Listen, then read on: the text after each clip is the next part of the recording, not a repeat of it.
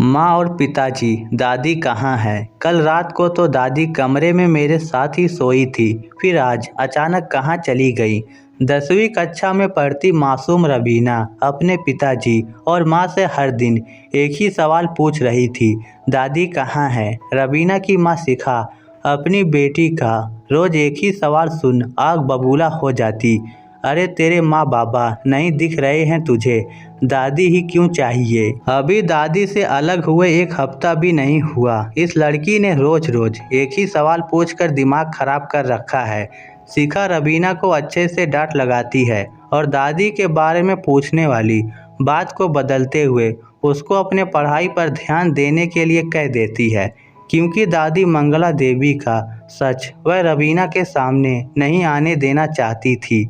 वहीं रबीना दादी मंगला देवी को इतनी आसानी से भूलने वाली नहीं थी, क्योंकि रबीना के माता पिता दोनों ही नौकरी करते थे। तो रबीना के बाल संवारने से लेकर स्कूल के आने के बाद उसके खाने पीने का ध्यान रखना सब रबीना की दादी मंगला देवी ही करती थी।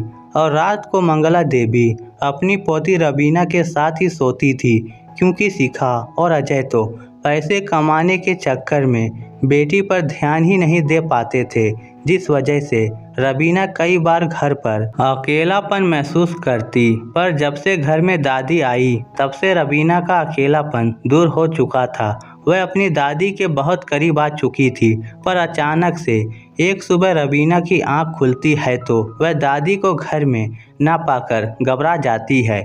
इस बात को 1 महीना हो गया। रबीना अपने माता पिता से रोज एक ही सवाल करती थी, दादी कब आएंगी, दादी कहाँ हैं? और हर बार दोनों ही जवाब देना टाल देते थे या फिर डांट लगा उसे चुप करा देते थे। रबीना भी रोती हुई अपने कमरे में चली आती और 10वीं कक्षा की परीक्षा सर पर होने के कारण पढ़ाई करने बैठ जाती। एक दिन शिखा तंग आकर अपने पति अजय से कहती है, अरे अब रबीना को क्या कहकर दिलासा दे कि उसकी दादी कहाँ है? मैं तो तंग आ गई हूँ उसके रोज रोज एक ही सवाल से। तुम ही संभालो, अब उसे पता नहीं उसे कौन सी घोटी घोल कर तुम्हारी माँ ने पिला दी है। अरे तुम चिंता मत करो, बच्ची है, गुस्सा करेगी तो और ज़्यादा जिद करेगी, और तुम्हें तो पता है कि हमारे पास उसके सवालों का कोई जवाब नहीं है, हम उसे कुछ नहीं बता सकते, तुम अपना दिमाग शांत रखा करो। अजय ने शिखा से कहा। ऐसे ही कुछ दिन बीत जाते हैं। रबीना भी अपने मम्मी पापा का एक ही जवाब सुनकर अब थक चुकी थी।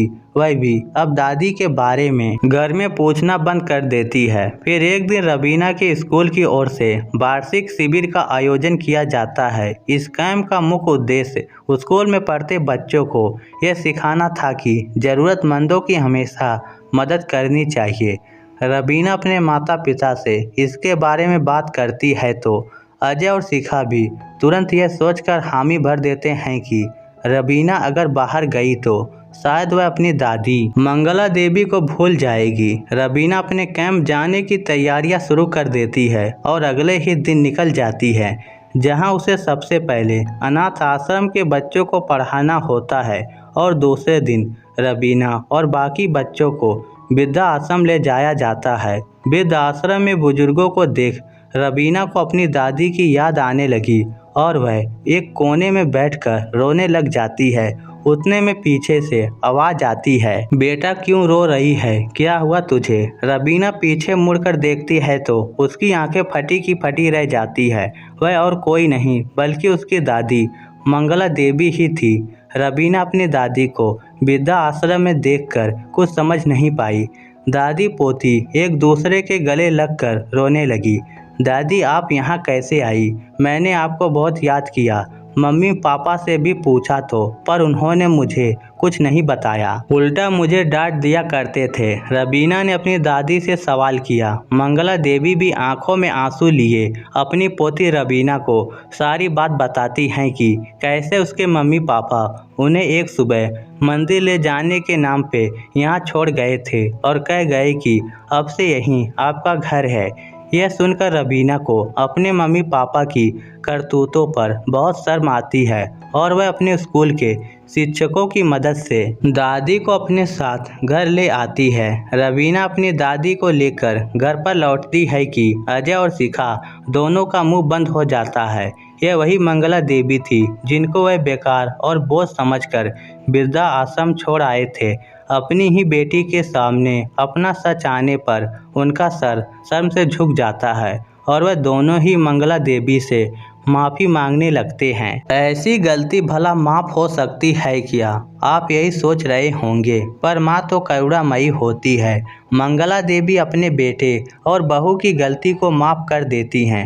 तो दोस्तों, इस स्टोरी को सुनकर आप क्या सोचते हैं, नीचे कमेंट करके ज़रूर बताइएगा। धन्यवाद।